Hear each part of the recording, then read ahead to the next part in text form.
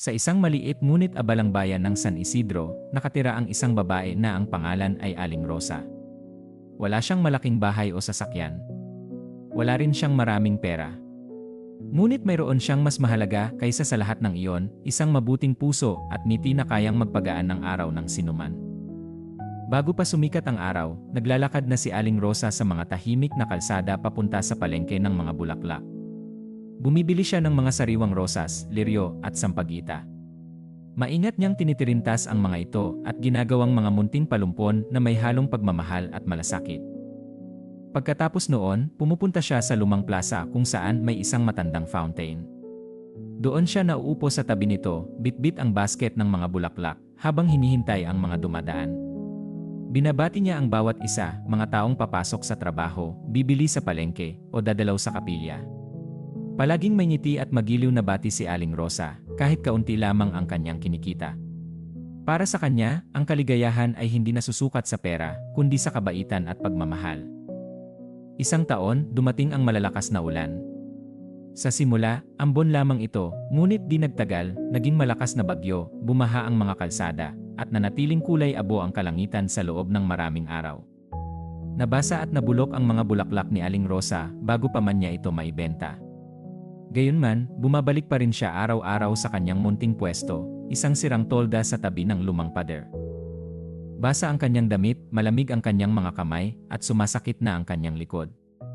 Ngunit hindi siya sumuko. Umaasa siyang titigil din ang ulan at may bibili ulit ng kanyang mga bulaklak. Ngunit sa pagdaan ng mga tao, walang tumitingin sa kanya.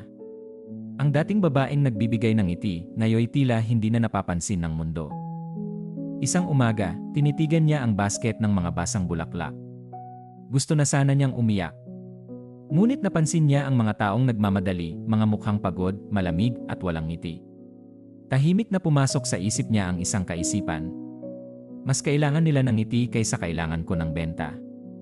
Tumayo siya at tinawag ang mga dumadaan, libre na po ang mga bulaklak.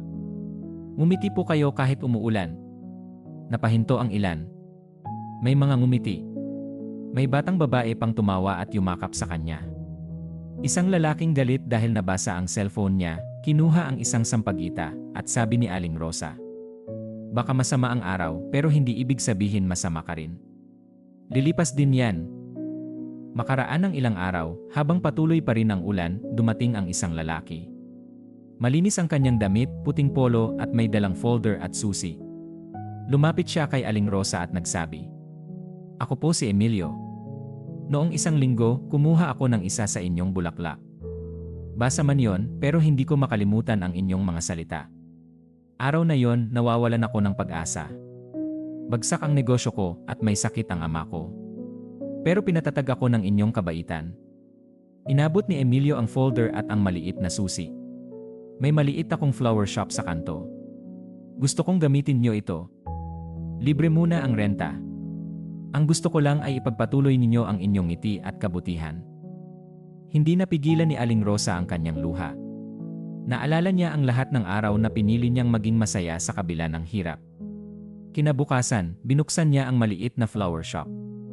Nanatiling sariwa ang kanyang mga bulaklak at tuyo na rin ang kanyang mga kamay. Tinawag ng mga tao ang tindahan niyang ngiting bulaklakan dahil bawat bumibili ay laging may kasamang ngiti. Makalipas ang ilang taon, isang umagang maulan, may batang babae na nakatayo sa labas ng tindahan, basang-basa, hawak ang mga sirang bulaklak. Lumabas si Aling Rosa, dala ang payong at sinabi, "Halika, iha. Huwag mong hayaang pigilan ka ng ulan." Sabi ng bata, "Pero basa na po ang mga bulaklak ko. Wala na pong bibili." Ngumiti si Aling Rosa, "Kung ganoon, ipamigay natin. Hindi mo alam kung kaninong puso ang mahahawakan nito." At nagpatuloy ang siklo. Sapagkat ganito ang buhay, may unos, may hirap, may lungkot. Ngunit ang mahalaga ay kung paano tayo tutugon. Kahit sa gitna ng ulan, maaari pa rin tayong maging mabuti, umasa, at mumiti. Dahil ang maliit na kabutihan ay kayang gumawa ng malaking pagbabago, hindi lang sa iba, kundi pati sa ating sarili. Patuloy kang magbigay, umiti, at mamulaklak kahit umuulan. Kung nagustuhan mo ang aming kwento, huwag kalimutan mag-like, i-share at mag-follow sa aming YouTube channel. Maraming salamat sa suporta nyo.